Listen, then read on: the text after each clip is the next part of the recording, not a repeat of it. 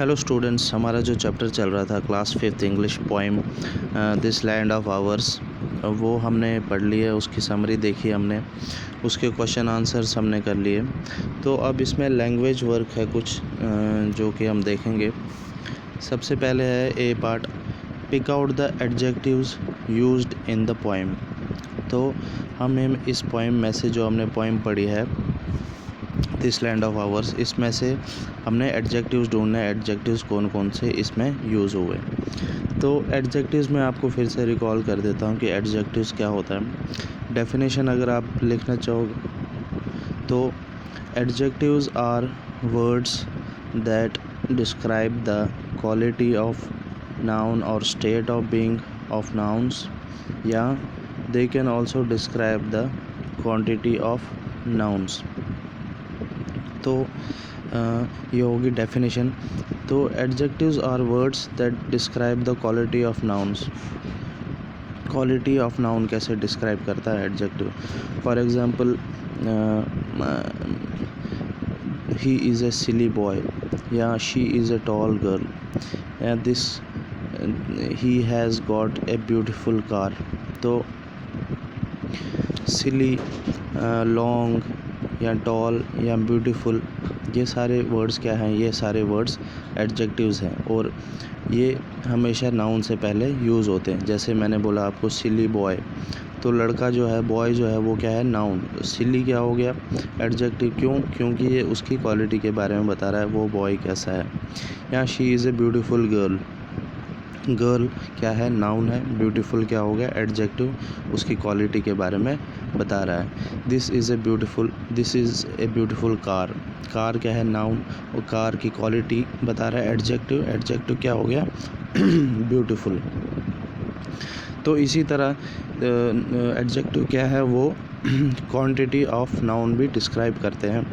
For example, there are many flowers in the garden. तो flower क्या है? Noun है। मनी जो है, MANY, मैनी जो है, वो क्या हो गया? एडजेक्टिव। क्यों? क्योंकि ये क्वांटिटी के बारे में बता रहा है फ्लावर की। फ्लावर बहुत सारे हैं, many flowers.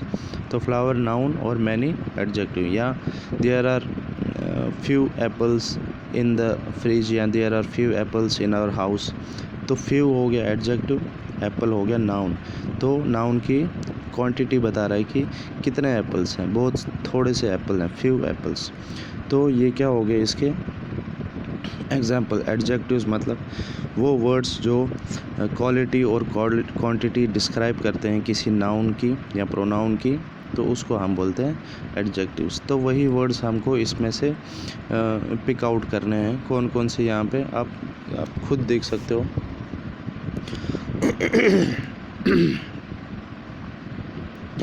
Sunny summits girdle it around, fair walls of shining marble. Shining marble, shining जो वर्ड है वो क्या हो सकता है? एडजेक्टिव हो सकता है, क्योंकि मार्बल की क्वालिटी के बारे में बता रहा है। फेयर वॉल्स, फेयर भी एडजेक्टिव होगा, फेयर होगा। शाइनिंग,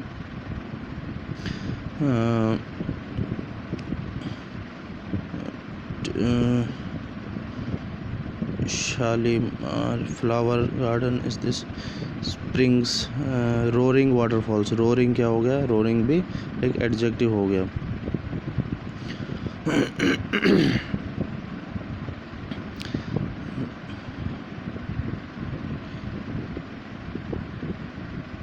तो बस इतना ही। Flower garden, fair walls, shining marble, roaring waterfalls, ये सारे क्या हो गए? इसमें एडजेक्टिव्स हो गए। उसके बाद बी पार्ट क्या है? Right the एंटोनियम्स of given words from the poem. Poem में हमने कुछ वर्ड्स पढ़े हैं, जैसे कि fair, shining, Bloom, thrilled, Joy. 5 words इन्होंने दिए हैं। ये वर्ड्स हमने पोइम में पढ़े हैं। तो अब हमको इनके एंटोनियम लिखने हैं। एंटोनियम आपको पता होना चाहिए। एंटोनियम होता है अपोजिट वर्ड, और सिनोनियम होता है सेम वर्ड। मतलब एंटोनियम हो गया किसी भी वर्ड का अपोजिट, उसका मीनिंग क्या होगा, और सिनोनियम हो गया उसका सेम मीनिंग भी डिफरेंट वर्ड्स में होता है, तो उसको सिनोनियम बोलते हैं। एंटोनियम मतलब अपोजिट। तो हमको यहाँ पे एंटोनियम बोलने हैं। पहला इसने खुद किया हुआ है फेयर, मतलब अच्छा या खूबसूरत, तो उसका अपोजिट हो गया अगली, बदसूरत। दूसरा है शाइनिंग। शाइनिंग मतलब कोई भी चीज़ जो चमक रही हो या कुछ भी चमकना, तो उसका अपोजिट होगा डल, जो कि ना चमक रहा होगा, DULL, डल। फिर है ब्लूम। ब्लूम मतलब